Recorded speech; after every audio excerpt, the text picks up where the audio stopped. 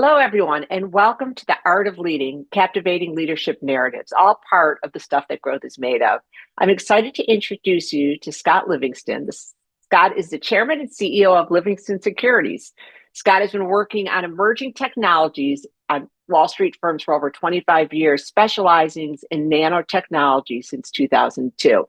We will learn what nanotechnologies are. One of my first questions. But hello, Scott, and welcome. I'm so glad to be talking to you today. I'm excited for our listeners to have the opportunity to hear from you.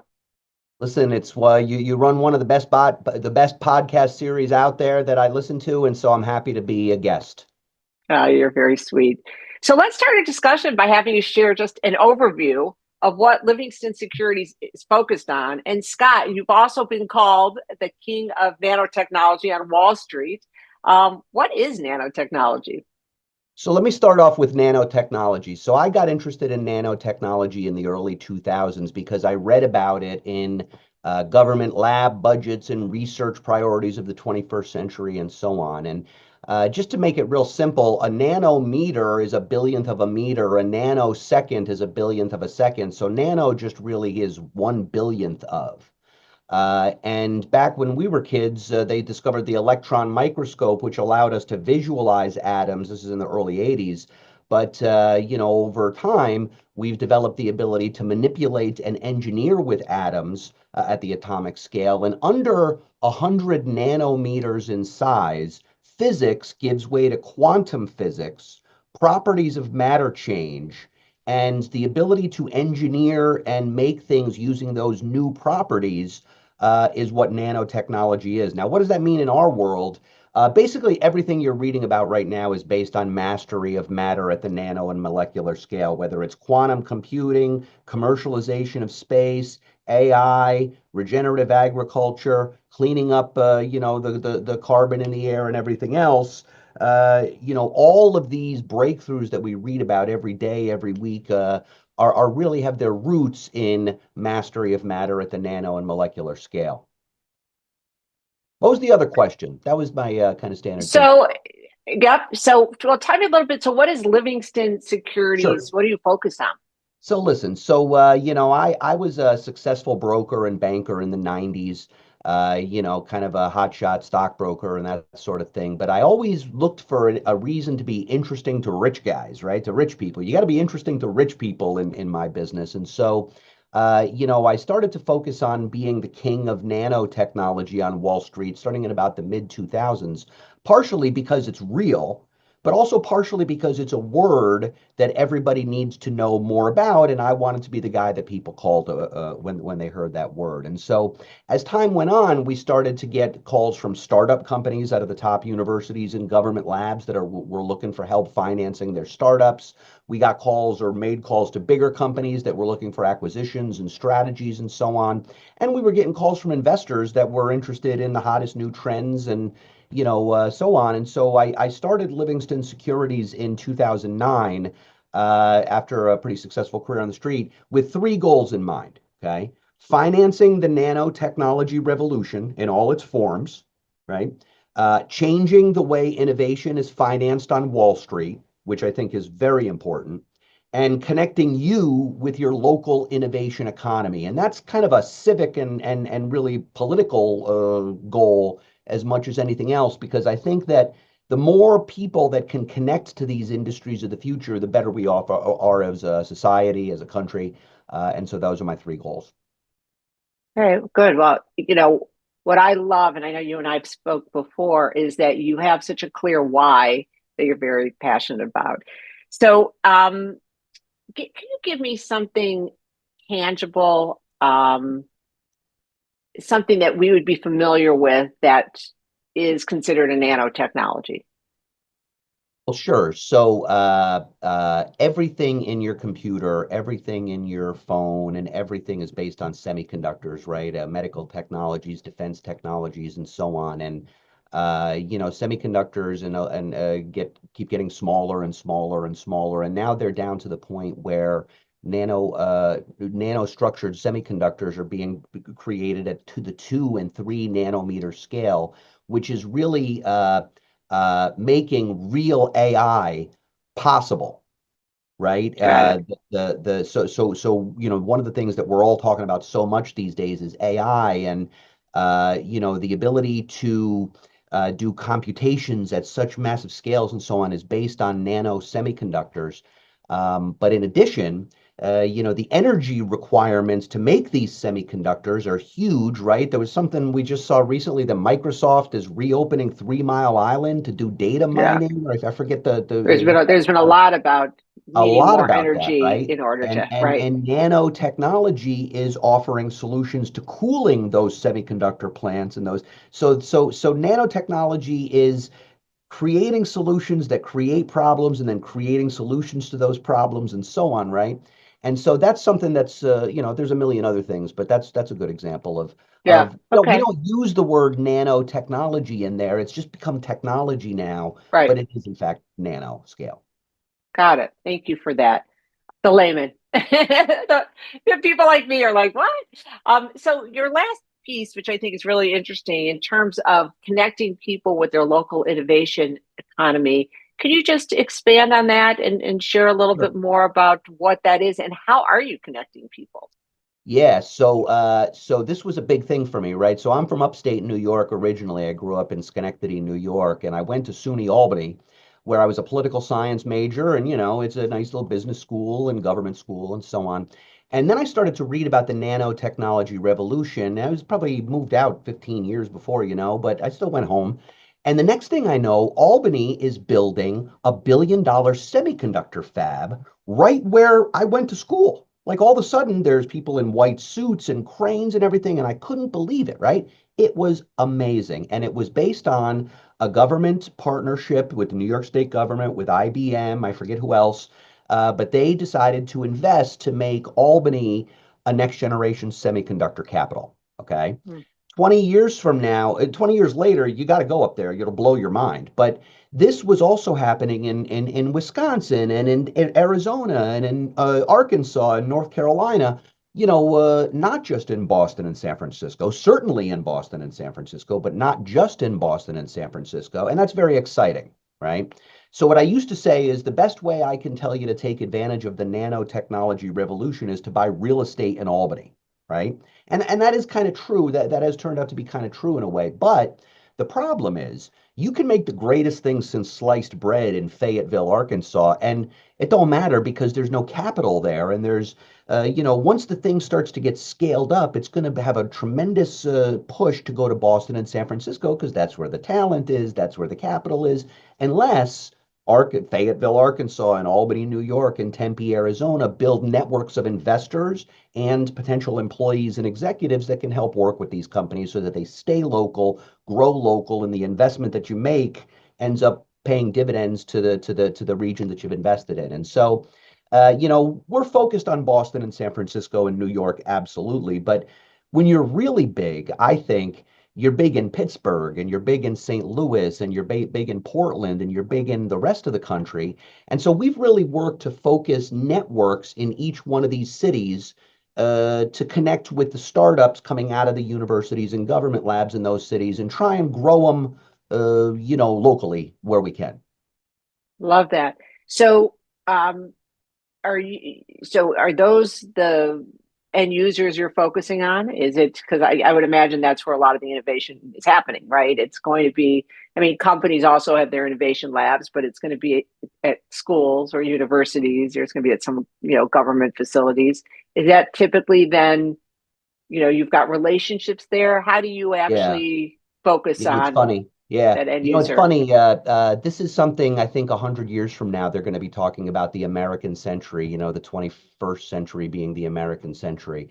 And I think when they go back and they read about this, they're going to talk about enlightened leadership on both sides of the aisle, both Democrats and Republicans on both sides of the aisle, partnering with companies and partnering with universities to make 50 more Bostons and San Franciscos in this country, right?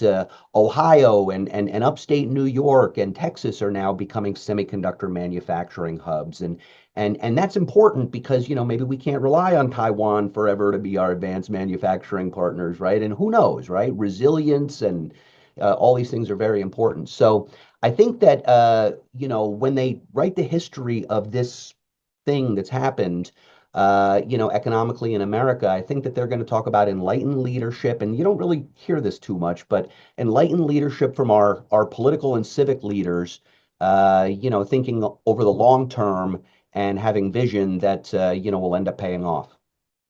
I love that. I think some of the things as you're talking, it got really highlighted during COVID, right? Especially when you look at, wanting more semiconductors, when you look at all the issues with the supply chain, Absolutely. you realize that as much as you can minimize those issues, you're not going to be able to do everything here, but if you can minimize, especially on things that are so important to everything that we're building, AI and stuff like that. So I was thinking of that as you were talking.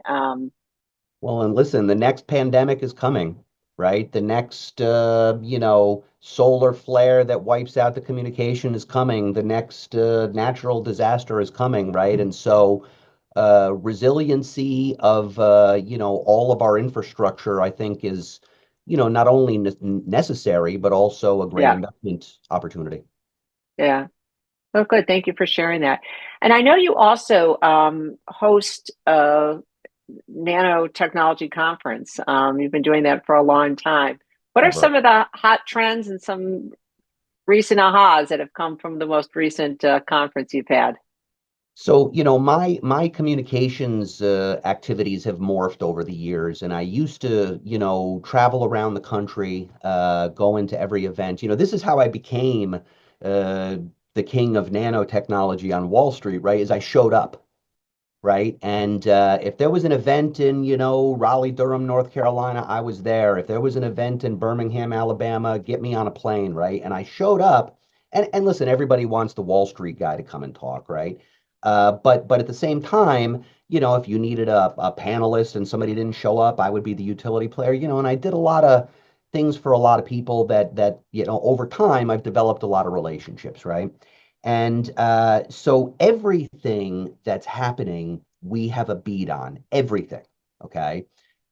Two things that we're, really compelled by right now are this new Google AI chip that they've announced, right? Where, what takes the most powerful computers today, 95 trillion years to do, they can do in a minute. I forget the whole details, but, I Wow. thought it was interesting that they're, in doing their AI computing chip, they've started to compute in other dimensions or other realities. That's crazy, right? But that's just the beginning. Moore's law is alive and well. Our ability to make the universe a computer is accelerating at an accelerating pace. So I think advanced computing is as hot as they get right now. And then I think the other thing that we're going to be talking about in the first quarter of next year, especially, are humanoid robotics, right? So the day of, your robot helping you with your dishes and everything is not 20 years from now. It's like a year from now, right? And so that's very much of interest to us. And then we're going to be talking in the first quarter, sorry, about fusion energy, which is a big deal now. I think that commercial fusion energy is also, has its little ups and downs, but is going to start hitting that growth curve or that reality curve in the next 2, 3 years as well. So keep an eye out on human robotics and fusion energy. They'll be in the news in 2025. Yeah. Okay. Wow. Little scoop There's in a terms of million what of we them. could There's a expect. million of them. Yeah. It's a great time to be alive. It really is. Yeah. Well, I love that you could hear your passion in your voice and your energy. So it's really fun to hear about some of these things. So good. Shifting topics a little bit. The podcast is about leadership. Would love for you to share with our listeners a little bit about your journey. I know you mentioned that you were a broker and working at a lot of different. I mean, your background's really impressive. You worked at all the big firms. But how about as a leader? What are some Yeah. key So I points was you like would highlight? sure. So again, I was kind of a hot shot broker back in the 90s. And that's specifically in the mid 90s, there was a lot of mergers and acquisitions happening at the time. Glass-Steagall was coming Mhm. down, banks were taking over brokerages, and literally I sat at the same desk in one three year period, and had four different business cards because we kept getting taken over. Okay. The reason why I'm telling that is that I've seen a lot of leadership come and go, and I've seen a lot of bad leadership, and I've seen a lot of leadership that, you know, leaders are just people too, you know what I mean? And so when I started to hire my team and build my firm, I felt like I had a good list of what to do and what not to do. And then when I started to lead people, I was kind of bad at it too, right? I mean, I made a lot of mistakes and so on. But I think that, from my perspective, you know, really doing is leading, right? Being an example to your team is leadership, and knowing how to do their jobs, not to tell them, but knowing your business, I think is every aspect of your business, I think, is paramount to what I try to do as a leader. And then motivating and helping people achieve their goals, right? Whether they be monetary or professional or what have you, but kind of caring about people, not only when they work for you, but afterwards, because people come and go, Yeah. especially these days. I think, allows you to build a community that you're leading as well as, employees. There's so many great nuggets. All the things that you just said, we can spend a lot of time on each of those, but that was a great summary. Thank you for that. If you were to go back in time, what advice would you give your younger self? A lot has changed since the 90s, right? So I'll tell a story. Yeah. So and this is true. This is what I give my son uh, uh, advice, and this may be not for everybody, but I'll tell you the story. So I'm a hotshot broker. It's probably 1995. I'm in South Carolina at the senior vice president's meeting at Smith Barney. Everybody there is probably 55, 60 years old. I'm 25 years old. Me and my wife were going looking for the dance clubs while everyone else was golfing. We were, very young, right? So I'm noticing this, and Jamie Dimon was the president of uh, Smith Barney or whatever it was, I forget. But Jamie Dimon, right? Hot shot, young executive on his way up, really big deal, and so on. So he gives the keynote speech at the lunch. And then I snuck out with my wife to grab him, right?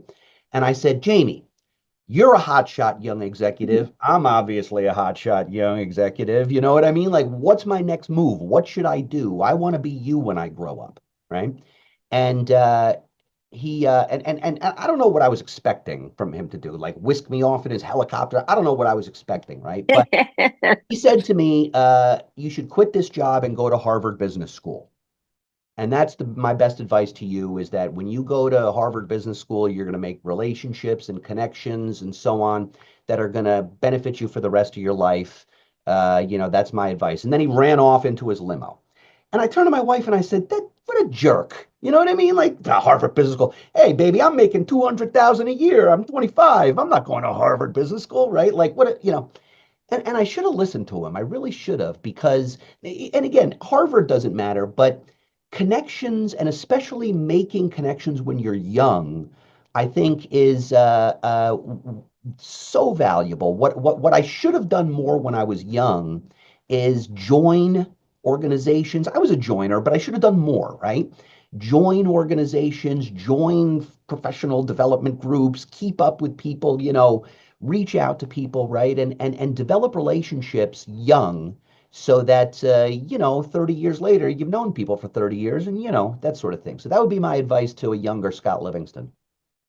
I love that. One of the things I always say when I think back, when I ask that question, I've thought about it myself, but what I do differently as well. And I think also is how do you become a little bit more intentional, right? I Right. mean, I Yeah. lucked out. I mean, I had wonderful mentors and sponsors. I had a great career, but I wish I would have thought a little bit more about where I wanted to go and you know, I remember one of my bosses said, "Hey, go get your MBA." So same thing, I went to Kellogg, but I just wish I was more intentional in terms of my networking, in terms of, again, I did just fine for myself, but I do think that's really important and something that I agree. They're kind of similar in that way. Yeah.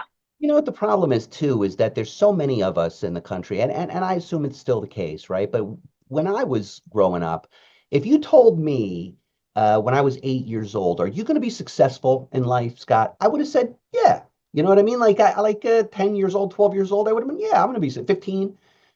Because I knew I was smart and I knew I was, whatever, right? And so I had this bravado and confidence that but I didn't know what that meant.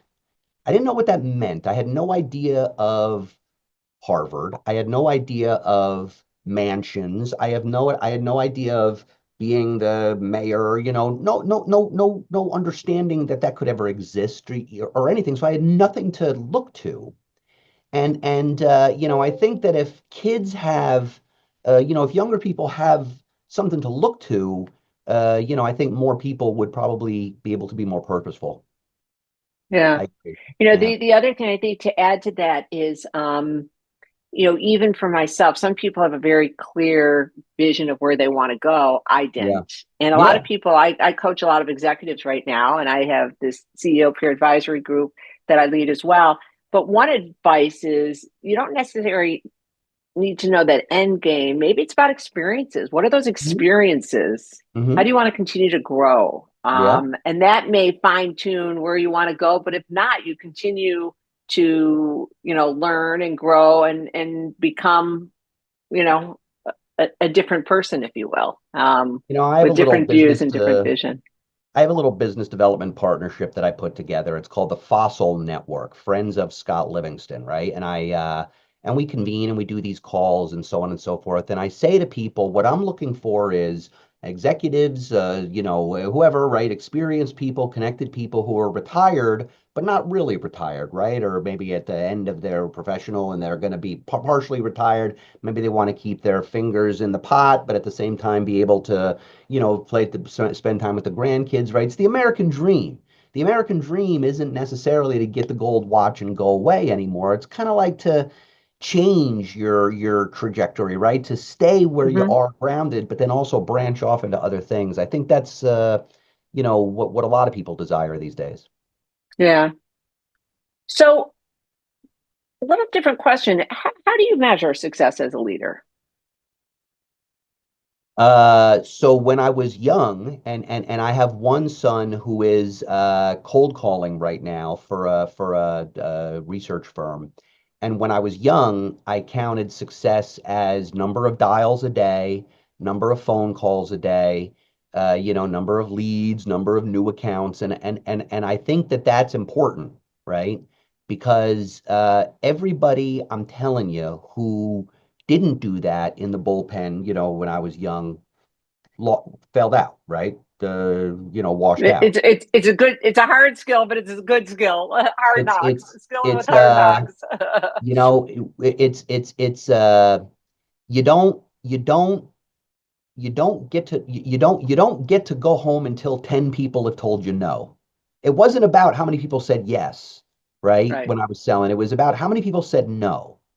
Because if you could have two or three new accounts in a day and you feel really great, go for maybe that's your day to get four or five, right? So I had it in my head to measure failure as success in a way, right? But I think that that's important, especially when you're young. You know what I hate? I got a million LinkedIn friends. I love LinkedIn, right? It's the greatest tool ever. But when somebody accepts a LinkedIn, I always say like, okay, I'm going to have a LinkedIn with you, and then we're going to have a call. But if somebody accepts a LinkedIn and then doesn't accept a call, I'm like, well, what's the point of being on LinkedIn, right? It's not how many people you have on your list; it's how many people you know, right? And so there's a numbers game aspect to success that is undeniable, and at the same time, it's not about numbers; it's about like next level connections and so on. And I think that. Those are probably and then monetizing, right? And then doing whatever you want to do, consulting and Wall Street, whatever it is. But Yeah. I think you measure success in the number and number of valuable relationships that you have. Yeah. That's great. Thank you. Something you also said about, the number of no's or failures, when you talk to lots of entrepreneurs, they would say it's the ones that they failed where they, learn the most from.